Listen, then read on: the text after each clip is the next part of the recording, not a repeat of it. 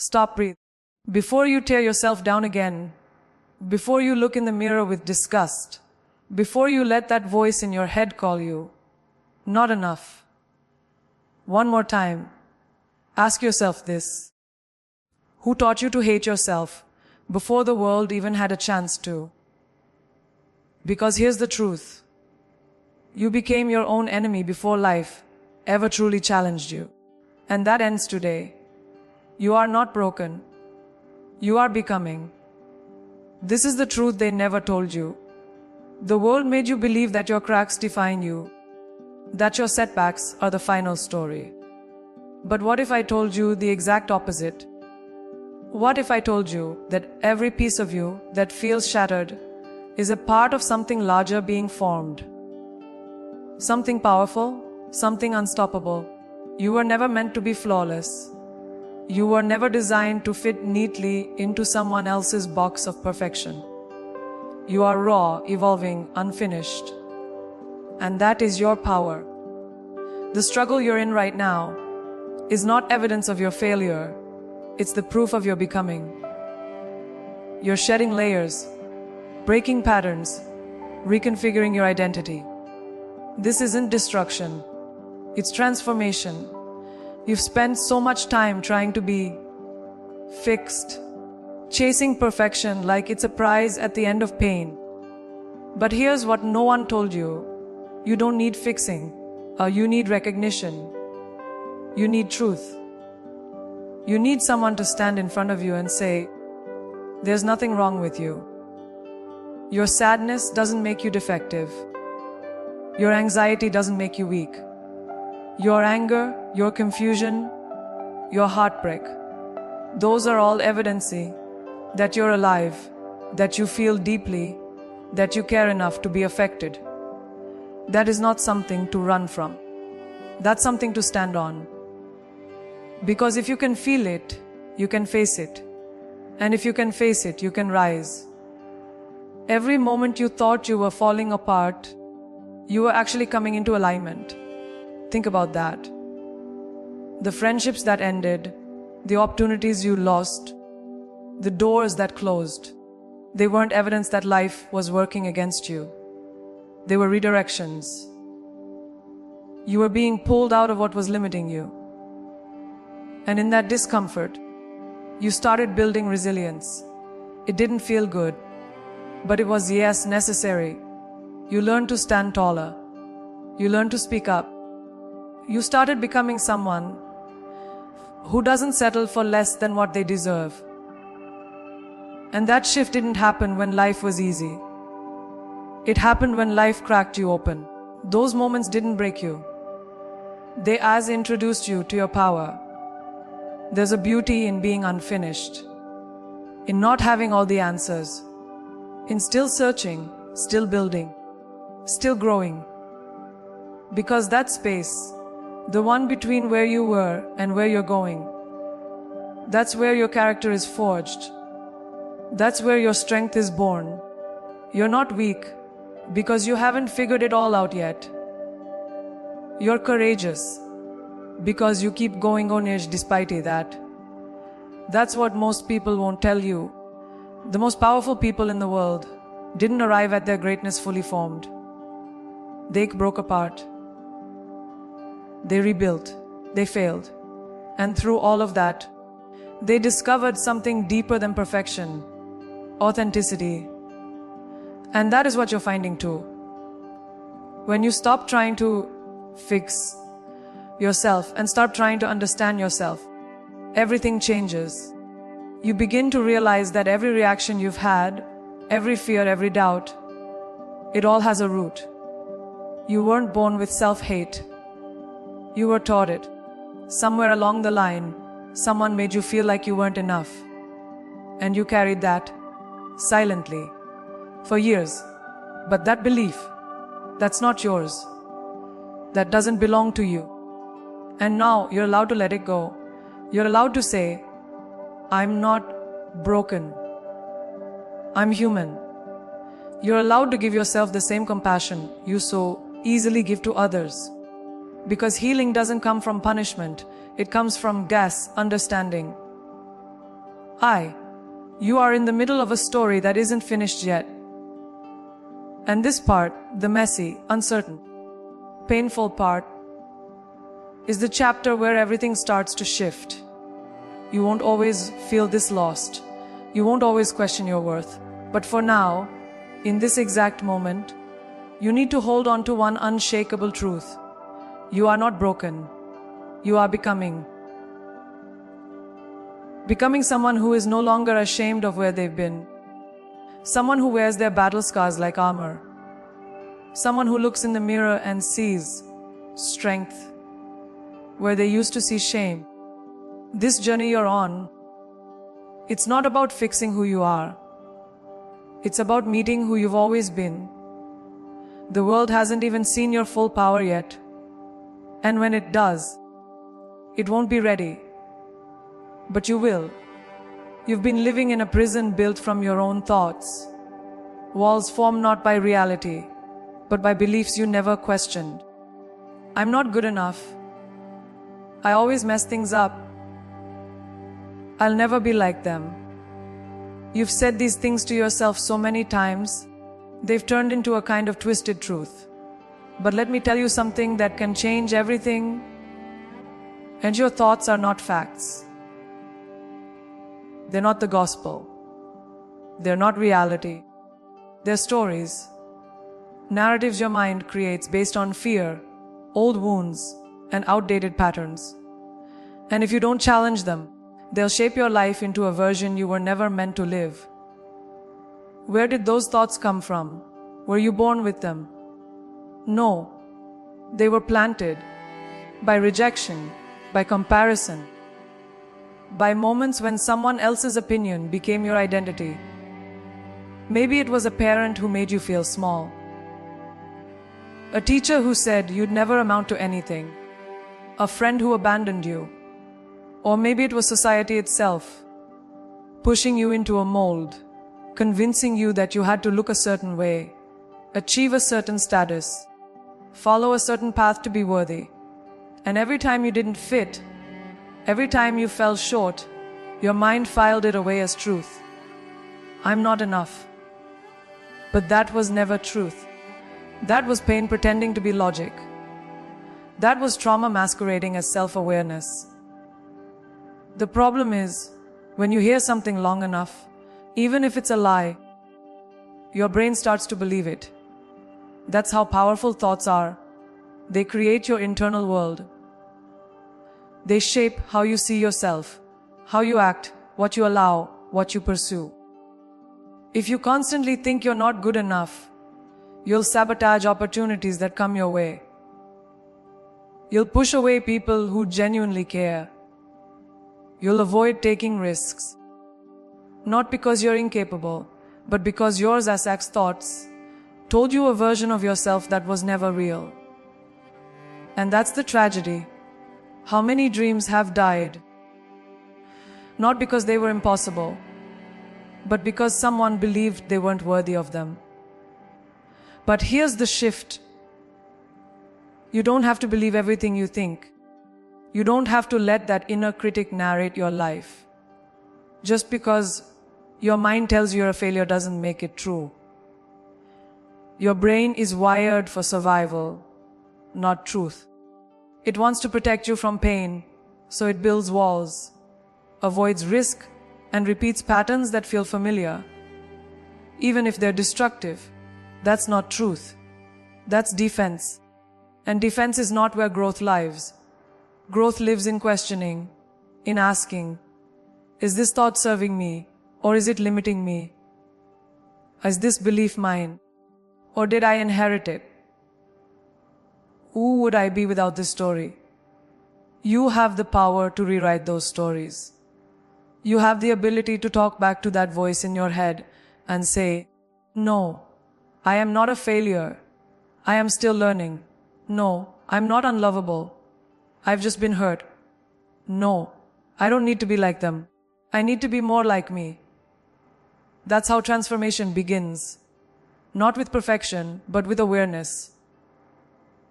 With recognizing that your thoughts aren't chains. They're choices. And you get to choose what you believe. every single day. The more you choose thoughts rooted in truth, in power, in self-respect, the more your reality begins to shift. Not because life changed, but because you did. You can't wait for the world to validate you before you start validating yourself. You can't wait for someone else to tell you you're worthy before you believe it. That belief has to start inside. That voice in your head, it can be your greatest enemy or your strongest ally. But it won't shift on its own. You have to train it, catch it in the act, interrupt the cycle, replace it with something better. This isn't just about thinking positively. It's about thinking as truthfully. It's about no longer allowing your fears, your past, or your insecurities to write your story for you. You are the author now. You always have been. And it's time to reclaim the pen. How many times have you silenced your voice just to be accepted?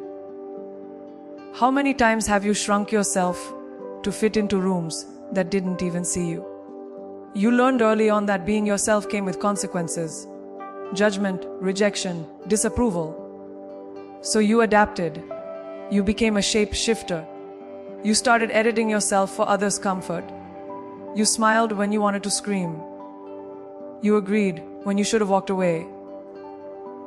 And with every compromise, every silent nod, every forced laugh, you drifted further and further away from who you really are. The irony, you were trying to be loved by people who didn't even know the real you. You traded authenticity for approval and ended up feeling more alone than ever. The tragedy is not that they didn't see you. The real tragedy is that you stopped seeing yourself. You looked to others to define your worth, waiting for someone to finally say, "You're good enough," as if their validation would unlock something in you. But it never did, because it never could. External validation is a moving target. It changes with moods, with opinions, with trends. One day you're praised, the next you're ignored. And if your self-worth depends on that kind of instability, you'll always be chasing something you'll never catch.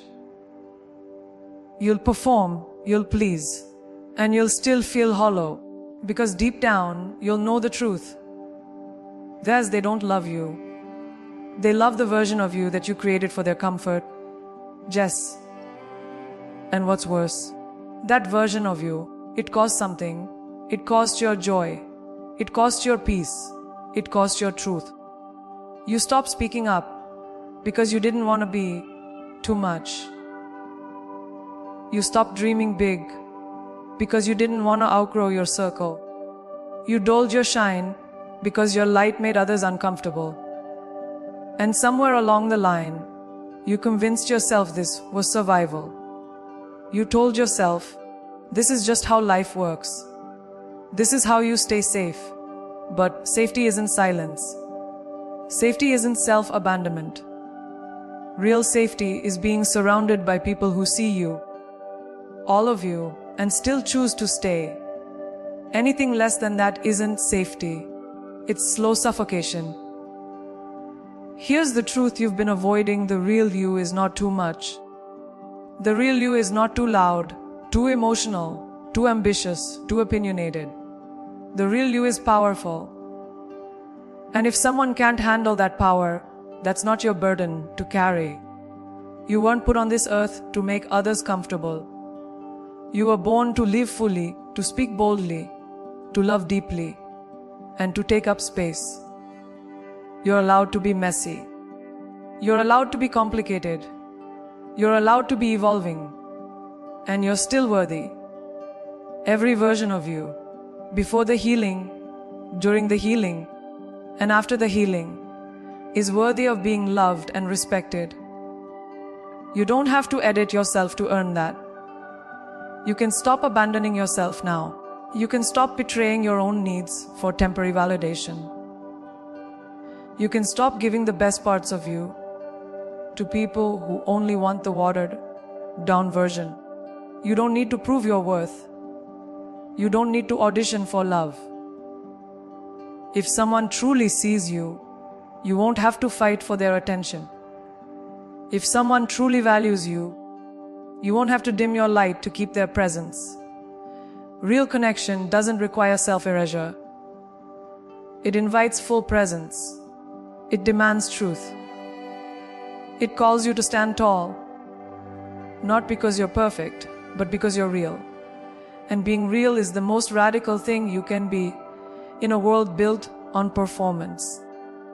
The people who truly belong in your life will never ask you to shrink.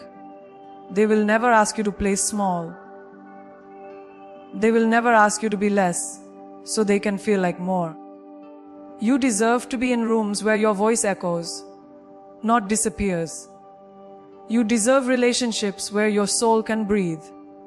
But none of that can happen if you keep hiding. You have to choose you, not the masked version, not the polished version, not the agreeable version, not the real version dies. And when you do, you'll discover something extraordinary. You were never too much. You were always just enough for the life you were meant to live. Self-love isn't some luxury for the privileged or a weekend indulgence you treat yourself to when things are calm. Self-love is survival. It's the foundation for everything. How you treat yourself, how you allow others to treat you, how you walk through the world when no one's watching. You've been conditioned to believe that loving yourself is selfish, arrogant, or unnecessary. So instead, you punish yourself. You criticize every flaw, downplay every win, and give yourself the kind of hate you would never dare give another person. You expect perfection, yet extend no grace. And in the process, you've turned your own mind into a battlefield. That's not strength. That's silent suffering. People often say, I love myself when I'm better, when I lose weight, when I succeed, when I finally get it right. But self-love isn't a reward you give yourself at the finish line. It's the fuel you need to even begin the race. You cannot hate yourself into transformation. You cannot shame yourself into healing. Every time you try to use pain as motivation, you reinforce the lie that you're not worthy as you are. And that lie, repeated enough, becomes the lens through which you view your entire life. You start choosing partners who reflect that belief. You stay in jobs that drain you. You tolerate treatment that chips away at your spirit. Not because you want to, but because deep down, you don't believe you deserve better. Loving yourself doesn't mean you ignore your flaws or pretend your pain doesn't exist. It means you stop weaponizing them against yourself. It means you can look in the mirror and say, yes, I'm healing. Yes, I'm growing. And I'm still worthy right now. It's choosing to be on your own side, even when you're at your lowest. Think about that. When life knocks you down, and your mind joins in and beats you even further, what chance do you have to rise? But when you become your own anchor, when you speak to yourself with the same compassion you give your closest friends, something shifts. You become a safe place for yourself. And from that safety, strength is born. The world is not going to pause and hand you your worth on a silver platter. In fact, the world profits off your insecurity. It sells you things by convincing you that you're incomplete. It conditions you to look outside for validation, for likes, for compliments, for approval. But real self-love doesn't live in applause. It lives in silence, in the choices you make when no one's watching. Do you honor your boundaries, or do you let people cross them? Do you speak up for yourself, or do you let yourself be diminished? Do you say yes to things that nourish you, or do you say yes just to be liked? These aren't surface-level decisions. These are reflections of how deeply you've learned to love yourself. And let's be clear, self-love is not easy. It's not all candles and affirmations and feel good quotes. It's painful. It's gritty. It requires unlearning decades of self-abandonment. It demands that you sit